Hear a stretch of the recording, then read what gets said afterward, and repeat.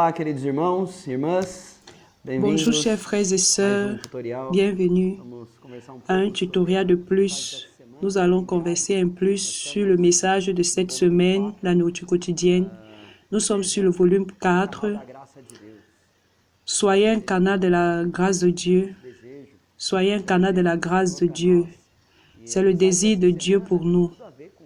Et le message de cette semaine a tout à voir avec ce titre du livre 4, qui est apôtre, dispensateur de la grâce de Dieu.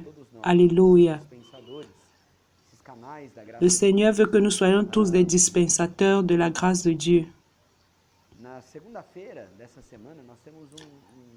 Lundi de cette semaine, nous avons eu un résumé, un squelette, la colonne vertébrale du chapitre 1 et 2 du livre d'Éphèse. Tout ce que le Seigneur est en train de faire passe par cette colonne vertébrale que nous avons vue au chapitre 1. Le Seigneur est en train de nous bénir au chapitre 3 d'Éphèse. Béni soit le Dieu et Père de notre Seigneur Jésus-Christ qui nous a bénis avec toutes sortes de bénédictions spirituelles dans les lieux célestes en Christ. Dieu est en train de nous bénir avec toutes sortes de bénédictions spirituelles. Ce n'est pas sur le plan humain, ce n'est pas sur le plan terrestre, c'est une bénédiction céleste. Et le résultat que Dieu veut produire par le moyen de cette bénédiction spirituelle, la rivière de la grâce de Dieu qui est en train de fluir comme une bénédiction pour nous.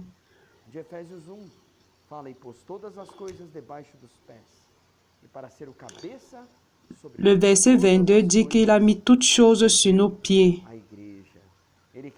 Et toutes choses, il a donné à l'Église. Il veut produire l'Église comme un lieu d'habitation par le moyen de la bénédiction céleste. Il est en train de produire une nouvelle création. Il est en train de produire un esprit totalement différent dans l'univers qui n'existait pas avant. Cette nouvelle création peut être habitée. Elle est l'habitation de Dieu en esprit.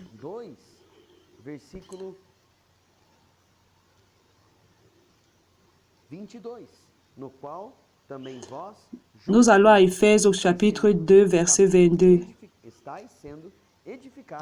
En lui, vous êtes aussi édifiés pour être une habitation de Dieu en esprit. Cette nouvelle création est en train de produire.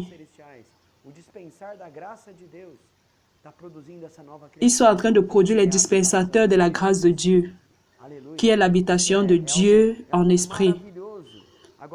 Ceci est quelque chose de merveilleux.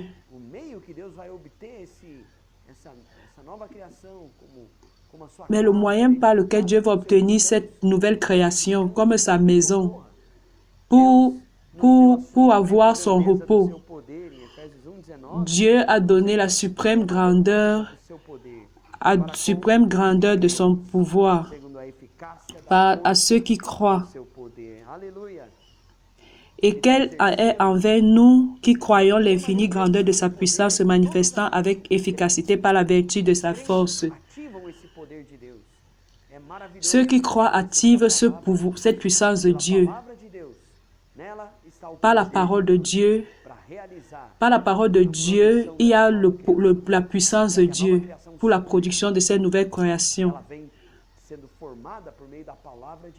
Pour que cette nouvelle création puisse exister. C'est pourquoi cette puissance qui est dans la parole puisse exercer sa force, puis réaliser son travail de produire la nouvelle création comme habitation de Dieu dans l'esprit. Nous avons besoin de la foi. C'est par la foi que la puissance qui est dans la parole est activée. Et c'est ça qui fait toute la différence. C'est ça qui nous lève à être introduits dans le repos de Dieu. Et aussi à produire cette nouvelle création, l'habitation de Dieu dans l'esprit, qui est le repos de Dieu. C'est pour cela qu'il est tant important que nous voyons dans Hébreux chapitre 4, le verset 1 et 2. Cela dit, craignons donc, tandis que la promesse d'entrer dans son repos subsiste encore, qu'aucun de vous ne paraisse être venu trop tard. Nous ne faillirons pas, car cette bonne nouvelle nous a été annoncée aussi bien qu'à eux. Mais la parole qui leur fut annoncée ne leur servit de rien, parce qu'elle ne trouva pas de la foi chez ceux qui l'entendirent.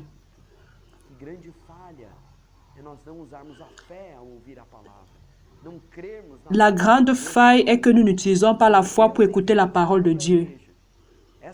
Quand Dieu envoie une parole à l'Église, cette parole est envoyée avec un but. Et cette parole est envoyée par le moyen de son prophète. Et nous devons croire en elle, afin qu'elle puisse réaliser la production de la nouvelle création. Nous devons croire à la parole que nous écoutons. Et si nous ne croyons pas, ce serait une grande faille. Parce que cela va nous empêcher de devenir la nouvelle habitation de Dieu dans le repos. Quand nous sommes ici vivant sur la terre, cela doit se produire. Et cela doit se produire en ceux qui croient en la parole. Le verset 6. Or, puisqu'il est encore réservé à quelques-uns d'y entrer et que ceux à qui d'abord la promesse a été faite n'y sont pas entrés à cause de leur désobéissance, Dieu fixe de nouveau un jour aujourd'hui en disant dans David, si longtemps après, comme il est dit plus haut, aujourd'hui, si vous entendez sa voix, n'endurcissez pas vos cœurs. La génération ancienne avait endurci son cœur, elle ne croyait pas. Aujourd'hui est un moment pour nous repentir de notre incrédulité. Nous devons exercer notre esprit pour croire. Et cela va produire le repos du Seigneur.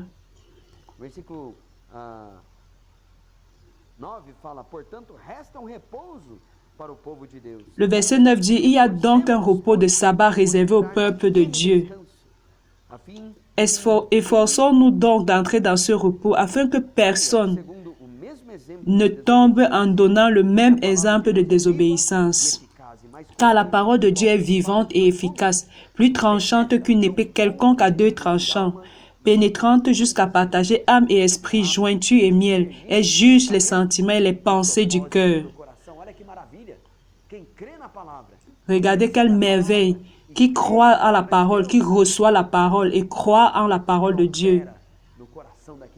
Cette parole opère dans le cœur de celui qui croit. Elle est merveilleuse. Une épée qui coupe toutes choses. Elle produit cette nouvelle création. Alléluia.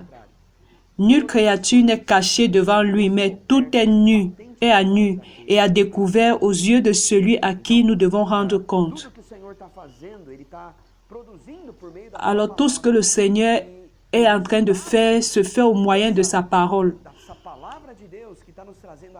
Et le résultat de cette parole de Dieu est en train de nous apporter la grâce, les bénédictions de Dieu. Ce qui nous amène à toucher aux bénédictions de l'Éternel, c'est la croyance en sa parole. Et cette croyance produit cette nouvelle création. Cette parole vient jusqu'à nous. C'est la grâce venant avec toutes les bénédictions divines. Elle vient tout à nous par le moyen de la parole à laquelle nous avons cru.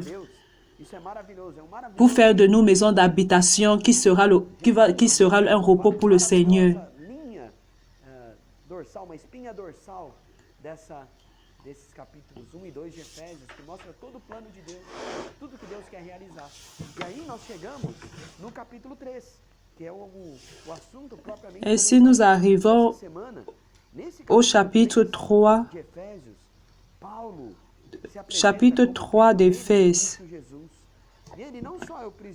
Paul se présente comme un prisonnier de Jésus-Christ. Mais il montre que comme étant prisonnier de Christ, il est un dispensateur de la grâce de Dieu.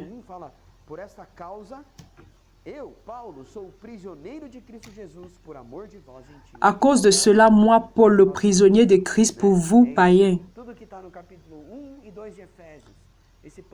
Tout ce qui est au niveau du chapitre 1, 2 est le plan merveilleux de Dieu, cette grâce de Dieu qui fluit en nous, produisant en quiconque croit la parole, produit la nouvelle création. C'est cette cause-là qui a amené Paul à être prisonnier de Christ. Il est devenu prisonnier de Christ. Il écrit cette carte aux Éphèses qu'il était prisonnier. Il était prisonnier qu'il écrivait cela. Il était prisonnier pourquoi? Parce qu'il était fidèle à la parole que Dieu lui avait donnée. Il était fidèle dans la transmission de la parole que Dieu lui avait donnée, qu'il avait reçue et il a cru. Il n'a pas dilué la parole. Il n'a pas voulu laisser la parole plus facile dans l'entendement. Mais il était fidèle à la parole, à ce que Dieu lui a donné.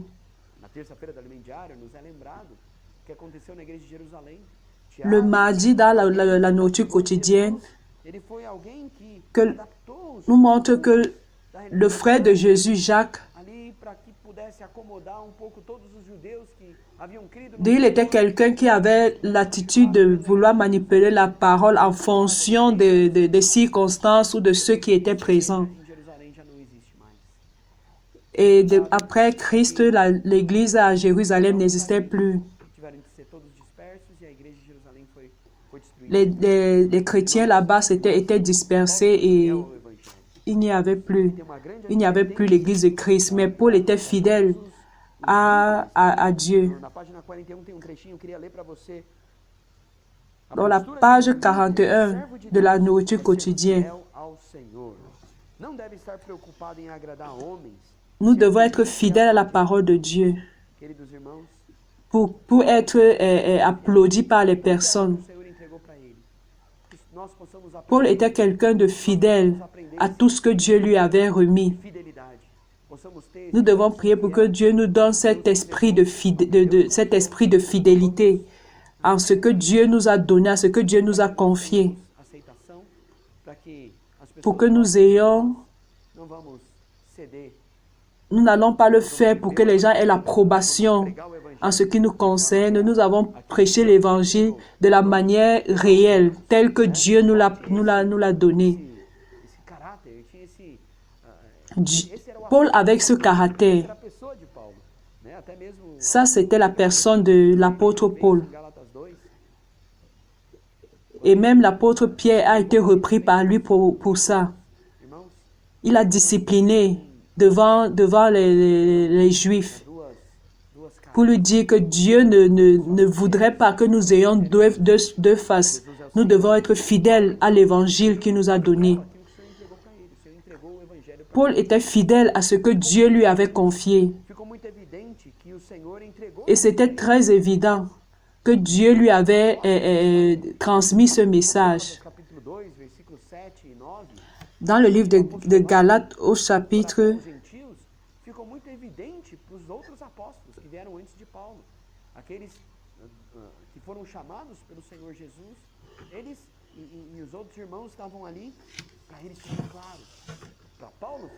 ceux qui étaient présents, l'apôtre Paul était clair avec eux. Parce que grâce à Dieu, par le moyen de Paul, cette parole a été arrivée en Asie, en Turquie, en Europe, en Macédoine, dans la Macédoine d'aujourd'hui. C'est arrivé en Italie. Ça allait dans tous les continents jusqu'à ça arriver à nous. Ça arrivait jusqu'à nous grâce à la fidélité de Paul. Nous devons avoir ce corazon, ce cœur fidèle de l'apôtre Paul. Nous devons apprendre avec le cœur de Paul. Le Seigneur Jésus était aussi un prisonnier de la volonté de Dieu.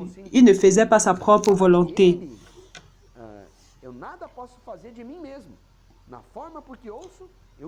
Il disait, il n'y a rien qu'il puisse faire de lui-même. Parce qu'il ne procure pas faire sa propre volonté.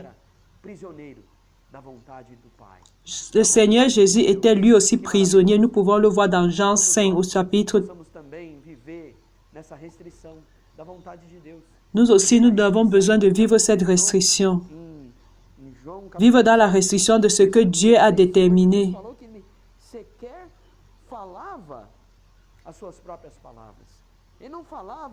Et le Seigneur Jésus disait qu'il n'a pas besoin de parler, il ne parlait pas du tout de sa propre parole, de ce qui venait de lui. Il obéissait à la parole de Dieu.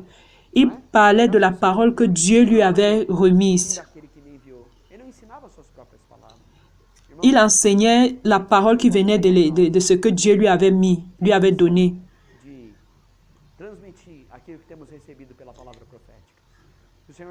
Et nous devons appliquer la même chose, transmettre ce que nous avons reçu de celui qui nous a donné la parole.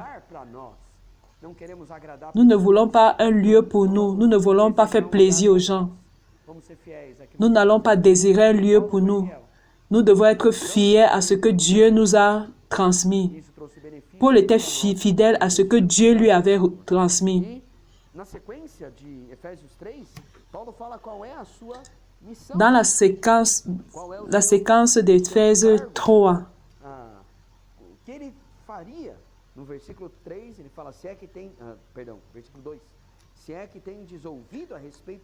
verset 2, si du moins vous avez appris quelle est la dispensation de la grâce de Dieu qui m'a été donnée pour vous.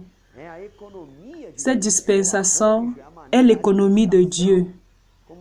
C'est la manière d'administrer, c'est la forme d'administration de Dieu. C'est la manière de dispenser toutes les richesses d'une maison. Paul avait cette économie. Il pouvait dispenser les richesses de Dieu. Et là, au verset 8,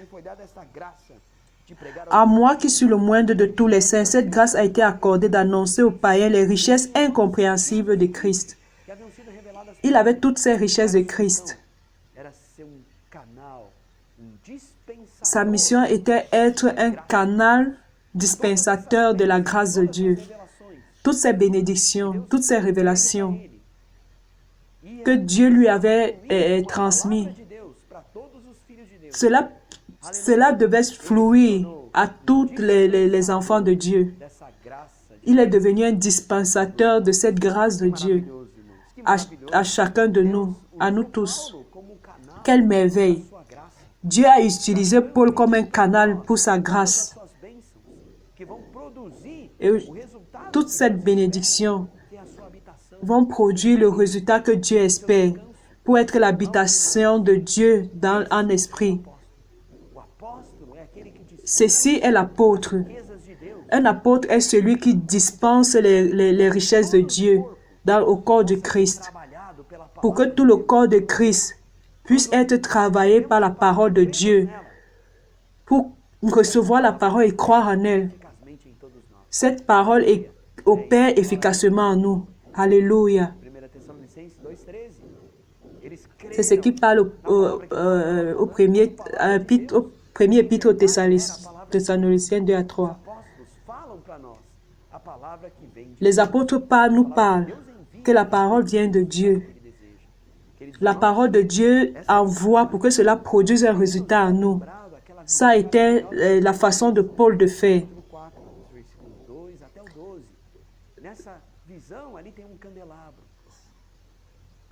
Dans le livre de Zacharie, au chapitre 4, à partir du verset 2, il y a un chandelier. Il y a 2 oliviers. De ces 2 oliviers, il y avait que des becs. en or. Et cette huile d'olive dorée passait par ce bec et entrait dans le vase. Et cela pouvait être transmis pour pouvoir libérer. Paul était ce bec en or, ce bec doré. Et il libérait dans le vase. Et ce vase représente tous ceux qui aiment la parole prophétique de façon avec révérence. Qui aiment la parole prophétique avec référence. Ils ne prennent pas cette parole comme une simple doctrine. Ils ne la prennent pas pour n'importe quelle manière. Mais ils plongent dans cette parole. Ils entrent dans cette parole. Ils immergent dans cette parole. Et la révélation qu'elle transmet, quand ils émergent dans cette parole, ils exercent l'esprit, parlant l'un aux autres, les uns aux autres. Ils parlent cette parole, ils ruminent cette parole, ils pratiquent la communion avec les autres.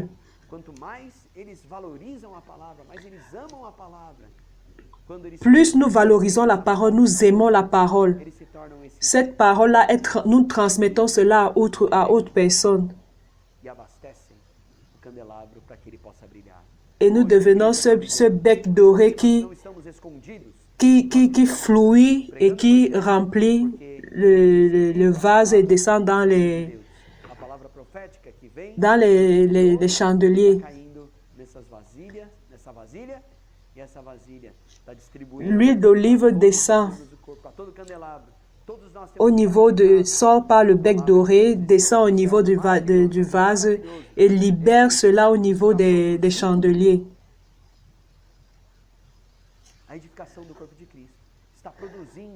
Ceci produit l'édification du corps de Christ. Cela produit l'habitation de Dieu dans l'esprit. Ça, c'est la grâce de Dieu. Coule dans tous les membres du corps de Christ. Il était dispensateur de la grâce de Dieu.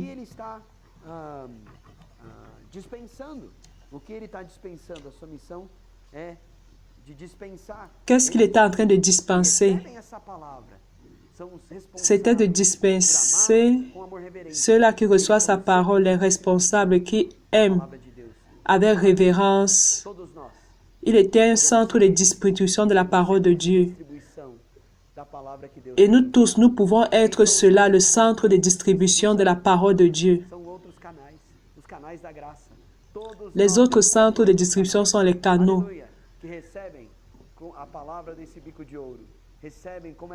Nous recevons la parole de ce bec doré et nous devenons le centre de distribution, levant cette parole à tout le corps du Christ.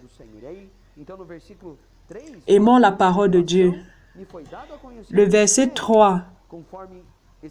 C'est par révélation que j'ai eu connaissance du mystère sur lequel je viens d'écrire en peu de mots. Ce mystère, c'est quoi? C'est l'Église, comme corps du Christ. Comme nous avons vu dans les messages antérieurs, l'Église comme habitation de Dieu dans l'esprit. L'Église comme le corps de Christ, comme la plénitude de Christ, comme le règne de Dieu. C'est ce mystère que Paul a écrit à Éphèse 1 et 2. Christ est le mystère de Dieu et le mystère de Christ est l'Église. Celui qui doit révéler le mystère de Dieu est Dieu lui-même. C'est ce qui est dit à Matthieu 16. Pierre a dit qu'il est le Fils du Dieu vivant. Que ce n'est pas par toi-même que tu l'as reçu, c'est Dieu, le propre Père qui te l'a révélé. Et Dieu a révélé à le mystère de Dieu est Christ. Mais qui révèle Christ, c'est le Père. Christ aussi est un mystère. Et le mystère de Christ est l'Église. Quand nous créons, quand nous recevons la dispensation de la grâce de Dieu, nous recevons les bénédictions célestes. C'est cette parole qui est en train de travailler en nous, c'est cette bénédiction qui travaille en nous, qui produisent l'habitation de Dieu, qui produisent l'Église, l'habitation de Christ. Et il a même dit ça dans le livre de Matthieu, qu'il est...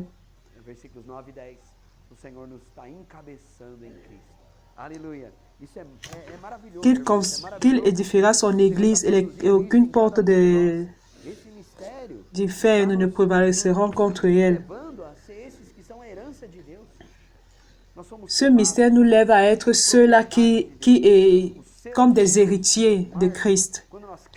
Le sceau de Dieu qui nous marque. Cette bénédiction est arrivée jusqu'à nous. La bénédiction de devenir propriété de Dieu.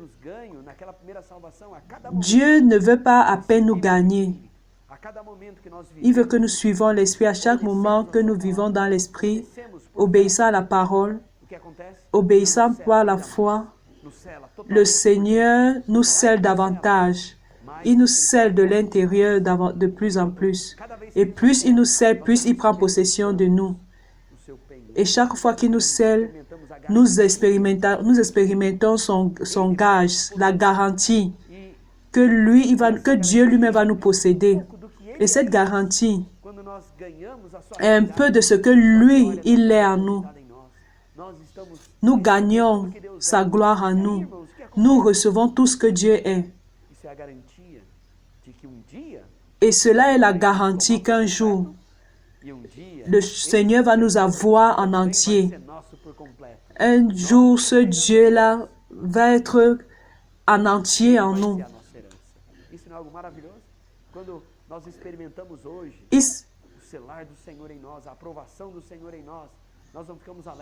L'approbation de Dieu en nous, nous sommes heureux. Quand nous prêchons l'Évangile, amenons l'Évangile vers les personnes. Tous ceux qui prêchent l'Évangile vont dans les rues, font le colportage. Ils sortent heureux, tous sortent heureux. Cette joie de l'Esprit, c'est un petit échantillon de ce que Dieu va faire en nous. Il est en train de faire en nous, il est en train de produire en nous. Il veut compléter son œuvre en nous. Et nous avons cette joie invisible et pleine de gloire. Ceci est réellement merveilleux.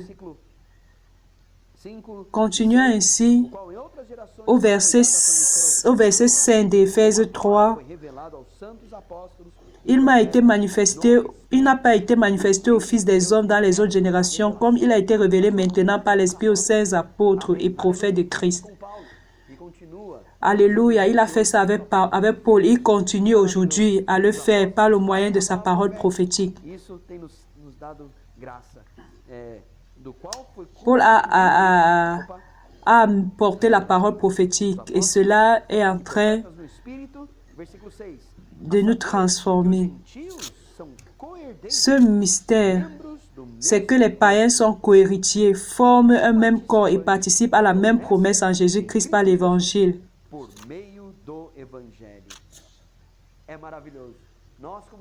C'est merveilleux. Nous sommes les païens. Nous étions les païens. Nous n'avons rien à voir avec le Seigneur. Mais gloire à Dieu.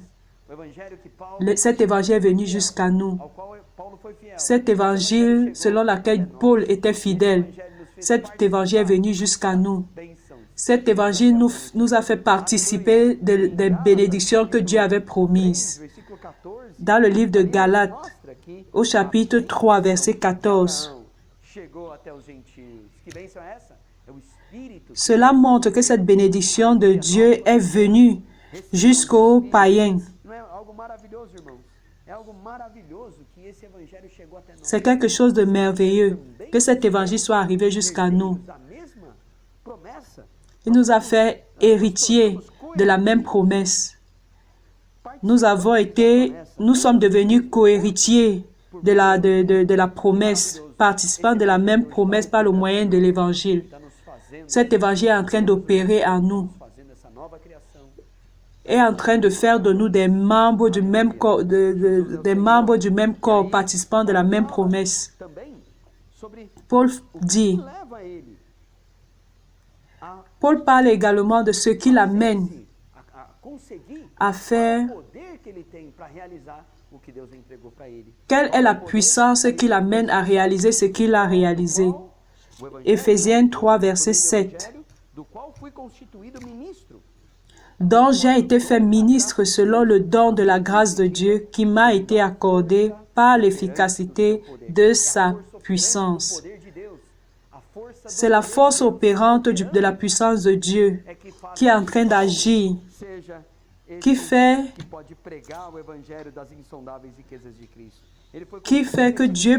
que Paul puisse prêcher les richesses incompréhensibles de Dieu. Cela lui a été accordé par la force opérante de la puissance de Dieu. Mais ce n'est pas par la force de Paul, mais ça a été par la puissance de Dieu. La puissance de l'Esprit de Dieu. Cette puissance est devenue une force, attirant la grâce de Dieu, la force de la puissance de Dieu, quand il a cru dans la parole. Nous tous, nous avons la parole.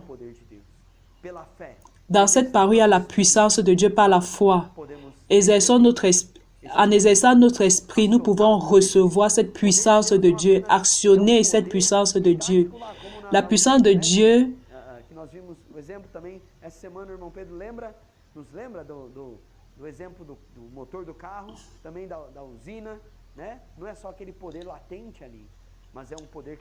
Cette puissance de Dieu n'est pas seulement une puissance latente à un endroit.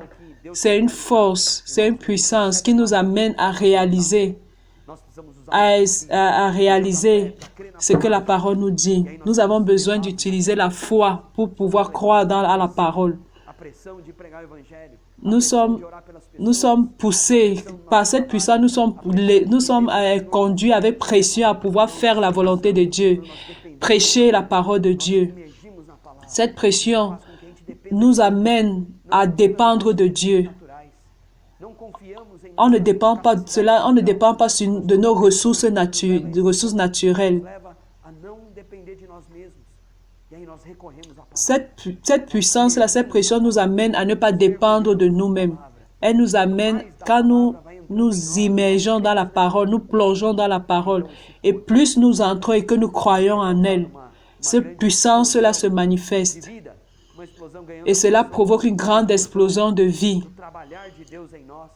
Cela déclenche une explosion du travail de Dieu en nous, produisant en nous une nouvelle création. Dieu est en train de faire cela avec nous. C'est quelque chose de merveilleux.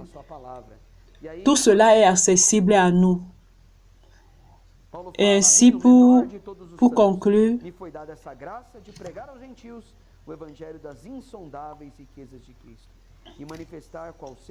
à moi qui suis le moindre de tous les saints, cette grâce a été accordée d'annoncer aux païens les richesses incompréhensibles de Christ et de mettre en lumière quelle est la dispensation du mystère caché de tout temps en Dieu qui a créé toutes choses.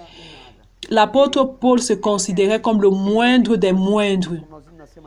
Il savait qu'il n'avait pas de force personnelle. Nous ne sommes pas capables de penser en quelque chose, mais grâce à Dieu, notre suffisance vient de Dieu. Ce n'est ni par la force, ni par la puissance, mais c'est par l'Esprit de Dieu. C'est par l'Esprit de Dieu, dit le Seigneur. Paul n'était pas comme les autres qui avaient la puissance, la sagesse humaine, qui parlaient selon la parole, la sagesse humaine, qui attirait les gens. Paul n'utilisait pas cela pour attirer les gens. Dieu utilisait la parole de Dieu. Il valorisait la parole de Dieu. Il valorisait l'huile dorée qui descendait. Nous n'avons pas besoin d'avoir la force. Nous avons peu de force, mais valorisons la parole. Valorisons la parole prophétique. Nous avons le nom de Dieu. Gardons la parole de Dieu. Nous allons utiliser cette parole de Dieu. Loué soit le Seigneur. Le verset 9 dit,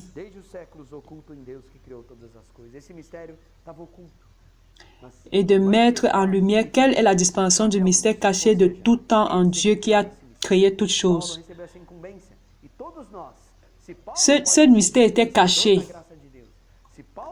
Si Paul peut être dispensateur de la grâce de Dieu, il est le moindre de tous. Si Paul pouvait l'être, nous aussi nous pouvons être dispensateurs de la grâce de Dieu. Et cette grâce qui vient à chacun de nous produit quelque chose de merveilleux. Au verset 10, produit ce qui est au verset 10, afin que les dominations et les autorités dans les lieux célestes connaissent aujourd'hui par l'Église la sagesse infiniment variée de Dieu. Cette grâce, par le moyen de la parole, est en train de venir en chacun de nous et fait de nous ce canal qui reçoit la grâce de Dieu. Mais cela ne reste pas en nous et cela coule. On reçoit, nous sommes ce canal que recevons et que nous laissons couler. Cette grâce est entrée, elle travaille en nous et elle produit quelque chose afin que nous puissions transmettre aux autres. Cette même grâce qui était en Paul est en train de fluer en nous. Ces bénédictions célestes sont en train d'abonder en nous. Mais un jour, nous allons expresser la sagesse de Dieu. Nous allons l'exprimer. L'exécution du plan de Dieu. Ce plan merveilleux qui était à Éphésiens 2 va se manifester un jour. Soyons tous un canal de la grâce de Dieu. Soyez un canal de la grâce de Dieu. Que Dieu bénisse votre famille. Jésus est le Seigneur.